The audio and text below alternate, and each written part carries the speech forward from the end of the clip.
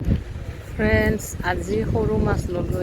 সৰু মাছ ধুনীয়াকৈ ধুই এতিয়া বনাব লাগিব। ভিডিঅ'টো আগলৈ চাই থাকিবচোন। আব্বাই মই মিলি কেনে বনাম। মই যিহেতু বেছি নোৱাৰোঁ, হাতৰ অসুখ হৈ আছে। এয়া মাছখিনি ধুনীয়াকৈ ধুই ৰেডি কৰি ল'লোঁ। তাৰপিছত ইয়াতে পিঁয়াজ, বিলাহী, নহৰু পেষ্ট, জলকীয়াৰ পেষ্ট, হালধি,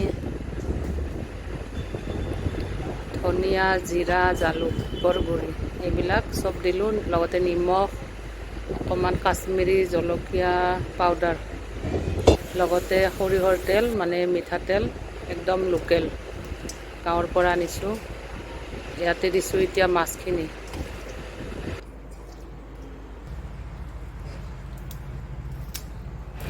তাৰপিছত দিলোঁ ইয়াতে পিৰালি পালেং। আব্বাই মানে অলপ কিবা কিবি টাবৰ পৰা শাক ওলালে, মানে পিৰালি পালেং, কিন্তু নোহোৱা হৈ যাব, একদম গলি যাব। সেইটো কাৰণে আব্বাই ক'লে অকণমান পিৰালি পালেং দি দিম ইয়াতে। আব্বাই এইবিলাক ৰেডি কৰি দিলে চৰচৰিৰ কাৰণে।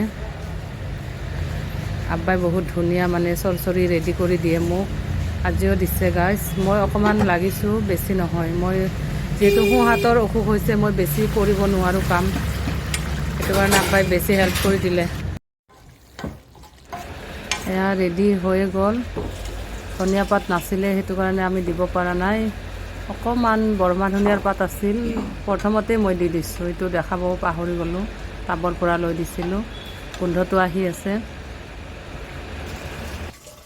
ফ্ৰেণ্ডছ, ভিডিঅ'টো কেনেকুৱা পালে লাইক কমেণ্ট কৰিব, এটা কমেণ্ট কৰি জনাব।